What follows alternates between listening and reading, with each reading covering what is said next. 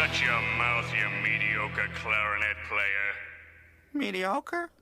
Hello everyone, I hope you're all having a great day so far. Gaming has always been at the forefront of my life.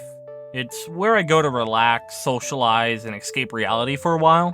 I'm very passionate about gaming, as it's almost fully influenced the person I am today. I guess a way to explain it is that my heartbeat is intertwined with the heartbeat of the gaming industry. If there's a lot of good, exciting things happening in the gaming space, it's likely that I'm very happy. And of course, the same also happens in the opposite way. And unfortunately, that's just how the gaming industry has felt lately.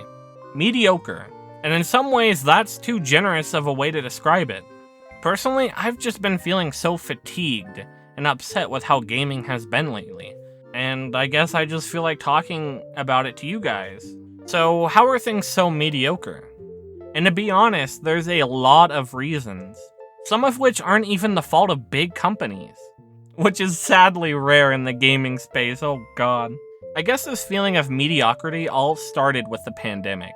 To be honest, it affected quite literally every industry, but gaming really had to slow down ambitions and decrease scale due to the health risks of developing in dangerous and undesirable conditions.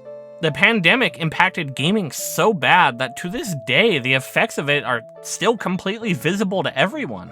There is truth that gaming as a whole did indeed grow during the pandemic, as of course, people were isolated in lockdown and had basically nothing else to do other than escape to video games or other at-home activities. And not only that, but I just don't believe gaming itself is on a decline in popularity.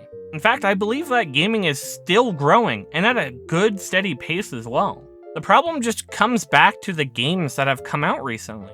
And when you really sit down and think about it, there has been very few highly anticipated games that have come out in the past 3 years. And very few of those games were actually really good. You know, at best, they were mediocre, bland. Now, again to preface, there has been genuinely good games that have come out in the past 3 years. I would be insane to say something like Elden Ring or God of War, and basically all of Nintendo's first-party lineups were bad.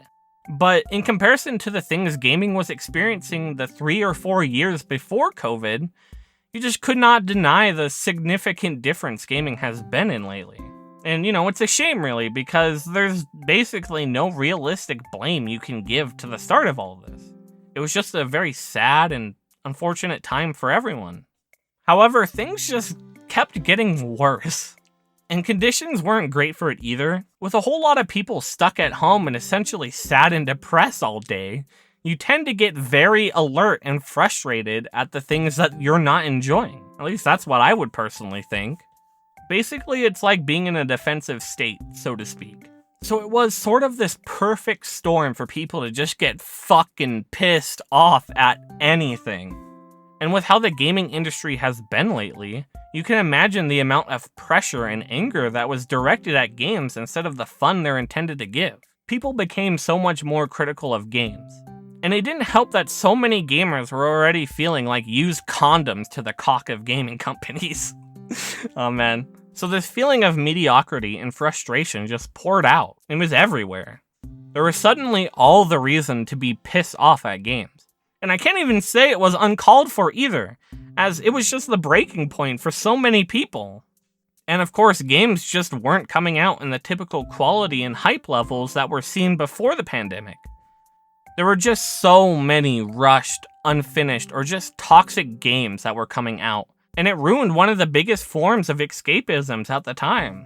After the pandemic sort of died down, gamers were just left to rot in this pool of mediocrity. Speaking from my personal experiences, I have just felt so goddamn sick of seeing games get worse or more lazy, as I'm passionate about games, so it hurts a lot seeing them get worse. And I just know that they can be better. The amount of resources and love put into these projects, I just know they can be good. But the industry has just felt greedy. And even if it wasn't completely their fault, like the recent increase of big budget game prices to $70, it just leaves me, and clearly based off of one of my last videos, everyone upset. It feels like whenever I see a new game coming out, I'm more focused on the bad details of the game rather than the good details. I just go into a full fucking detective mode and pick out everything I hate about it, instead of, being excited, which is what you're supposed to be.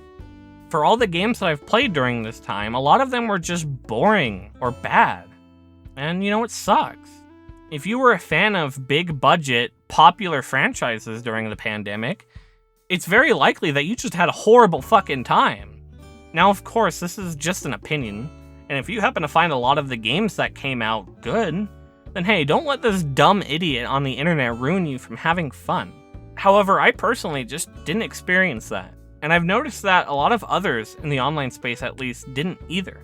So I guess that's what motivated me to talk about this. Now, of course, there has been one specific thing that I've been leaving out from this discussion until now. And it's that indie games personally saved this era of gaming for me.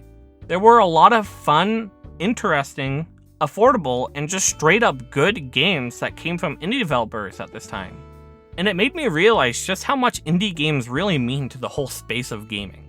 Sure, indie games for the most part aren't going to be cutting edge and blow everyone's mind, or even just be popular in general. But one thing they have always done is be fun. And because of that, that's what I ended up doing most of my time during the pandemic and in the past few years. Hell, I went back to play a lot of classics as well. I can't tell you the amount of Minecraft or Terraria I played during this era of mediocrity. It was just so much. In many ways, it was nice getting away from the frustrations of other games, as it seemed like all they were offering to me, as well as my friends, were reasons to be mad. Indie games are very quickly becoming the new gaming industry, I feel. A discussion that maybe needs a whole video in the future. But yeah, things weren't all bad. Thank God. And now we arrive at modern times. And I think it's finally safe-ish to say that we have recovered from a lot of the bad times of the mediocrity. A lot of highly anticipated games appear to be in development or close to their release dates. And it's likely that all big developers are back to making games around the levels that they were before the pandemic. But what I think matters the most is how they choose to operate their business in the coming few months, as that will determine if they succeed or fail. We want games to be better. We don't want to keep seeing the things we love come out feeling bland, boring, or lazy. We don't want egregious microtransactions or terrible season passes. All we want is fun, enjoyable games to come back to from a long, lengthy day of work or other stuff and just relax. But hey, that's just a dumb person's opinion on the internet. If you have any thoughts or feelings you'd like to share about how games have been lately, please consider leaving a comment, as I would really like to hear them. Thank you all for watching the video. It means a lot, and I hope you all have a good rest of your day.